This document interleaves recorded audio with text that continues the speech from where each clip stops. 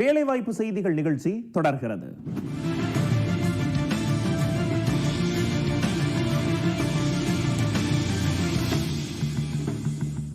வேலைவாய்ப்பு செய்திகள் நிகழ்ச்சியில் தொடர்ச்சியாக அரசு போட்டித் தேர்வுகளில் எப்படி வெற்றி பெறுவது என்பது குறித்து ஆலோசனைகளை வழங்கி வருகிறோம்.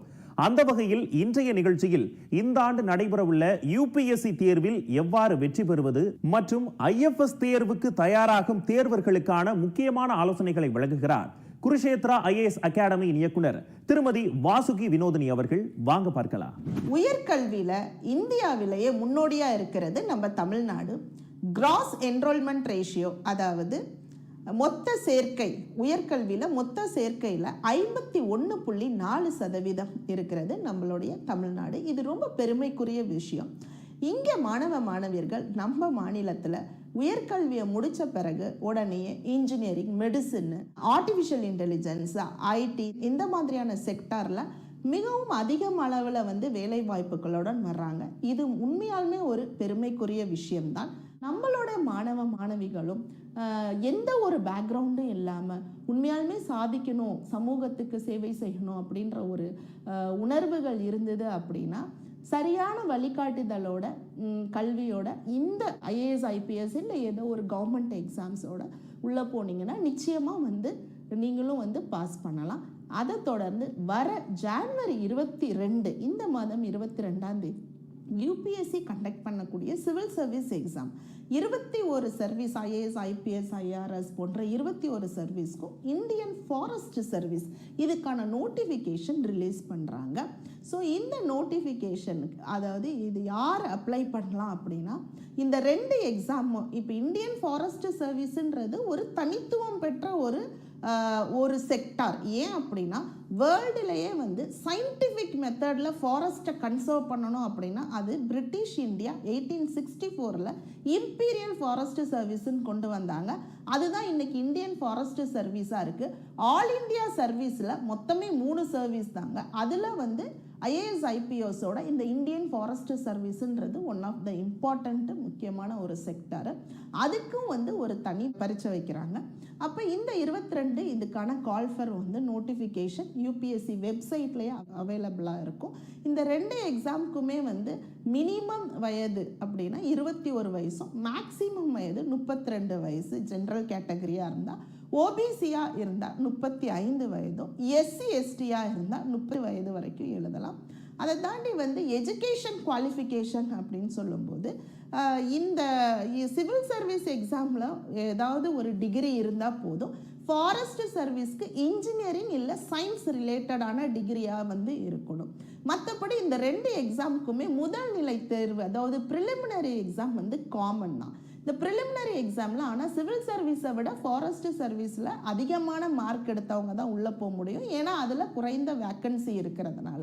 அதுக்கடுத்து மெயின்ஸ் இருக்கும், இன்டர்வியூ இருக்கும். ஃபவுண்டேஷன் கோர்ஸ் ட்ரைனிங் எல்லாமே லெபஸ்னால 2 சர்வீஸ்க்கும் சேமாக தான் இருக்கும். லெபஸ்னால ட்ரைனிங் முடித்த பிறகு ப்ராக்டிஷன் ட்ரைனிங் ப்ரொஃபஷ்னல் ட்ரைனிங் டெஹ்ராடூனில் இருக்கும் ஃபாரஸ்ட் சர்வீஸ்க்கு. இதுதான் இந்த எக்ஸாமை பற்றின ஒரு ஓவர்வியூ. ஸோ இந்த 2 எக்ஸாமுமே நீங்கள் கண்டிப்பாக எந்த ஒரு டிகிரி முடிச்சிருந்தாலும், ஏன்னா எனி டிகிரி தான் கேட்குறாங்க, அதை தாண்டி பெருசாக கேட்கல. மற்ற நாடுகளில் எடுத்திங்கன்னா இந்த மாதிரியான IAS IPS இல்லை IASன்னு சொல்லக்கூடாது, அட்மினிஸ்ட்ரேட்டிவ் சர்வீஸ் எழுதுறோன்னா ஸ்பெஷலைஸ்டு ஸ்கில் தேவைப்படும். ஆனால் இந்தியாவில் மட்டும் ஜென்ரலிஸ்டாக எடுக்கிறாங்க. பொது அறிவு தன்மை இல்லை குயிக்காக டெசிஷன் மேக்கிங் இந்த மாதிரியான ஸ்கில் இருக்கவங்களுக்கு மட்டும்தான் இதுக்கு. அதாவது நான் டாப்பராக இருக்கணும், நான் டாப்பராக இருந்தால் தான் இந்த எக்ஸாம் பாஸ் பண்ண முடியும் அப்படியெல்லாம் கிடையாது. அப்படி இருந்தால் IAS IPS பாஸ் பண்ணுறவங்க எல்லாருமே டாப்பராக தான் இருப்பாங்க. அப்படி எதுவுமே கிடையாது. சரியான வழிகாட்டுதல், தொடர் முயற்சி, கடின உழைப்பு இதுதான் ரொம்ப முக்கியம் இந்த எக்ஸாமை பாஸ் பண்ணுறதுக்கு. அதை அடுத்து TNPSC. ஸோ TNPSCயில் கடந்த 2 வருடமாக எப்பயுமே இல்லாத அளவுக்கு வேக்கன்சிஸ். போன வருஷம் குரூப் 4ல் கிட்டத்தட்ட 6600 வேக்கன்சிஸ் ரிலீஸ் பண்ணாங்க. அந்த ரிலீஸ் பண்ணது மட்டும் இல்லாமல் இமீடியட்டாக வந்து எக்ஸாம்ஸையும் கண்டக்ட் பண்ணி அதுக்கான ரிசல்ட்ஸையும் அனௌன்ஸ் பண்ணாங்க டிஎன்பிசி. அதை அடுத்து இப்போ குரூப் 2, 2A அண்ட் குரூப் 4. இப்போ குரூப் 2ல் பார்த்தீங்கன்னா செக்ரட்டேரியட் சர்வீஸ்லேருந்து முனிசிபல் கமிஷனர் வரைக்கும் சர்வீசஸ் வந்து இருக்கும். ஸோ நான் அந்த எக்ஸாம்ஸையும் வந்து பார்த்தீங்க அப்படின்னா எனி டிகிரி தான் எலிஜிபிள். சில போஸ்டிங்ஸுக்கு மட்டும் அக்கௌண்ட் சம்மந்தப்பட்ட டிகிரி தேவைப்படும், மற்றபடி அதுலேயும் எனி டிகிரி தான் எலிஜிபிள். ஸோ இப்போ ஸ்டேட் கவர்மெண்ட்டாக இருக்கட்டும், சென்ட்ரல் கவர்மெண்ட்டாக இருக்கட்டும், அந்த முதல் நிலை இருக்கக்கூடிய ஐஏஎஸ் ஐபிஎஸும் இங்கே நம்ம டிஎன்பிசியில் இருக்க குரூப் 1 இருக்கட்டும், இது எல்லாத்துக்குமே அடிப்படை ஒரு டிகிரி தான். ஸோ நீங்கள் வந்து ஆனால் ப்ரிப்பரேஷனுமே பார்த்தீங்கன்னா இது ரெண்டுத்துக்குமே காமனான ப்ரிப்பரேஷன் தான்.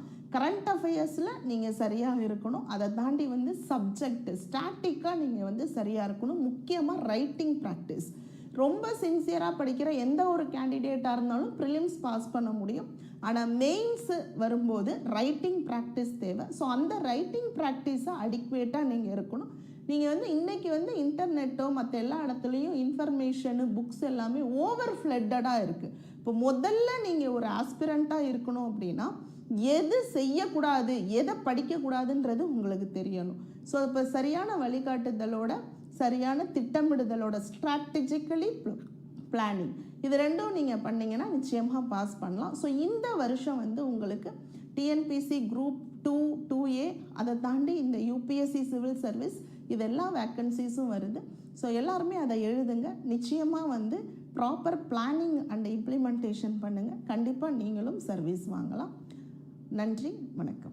இன்றைய வேலைவாய்ப்பு செய்திகள் நிகழ்ச்சியில் ஒளிபரப்பான தகவல்கள் மிகவும் பயனுள்ளதாக இருந்திருக்கும். மீண்டும் அடுத்த நிகழ்ச்சியில் சந்திக்கலாம். நன்றி, வணக்கம்.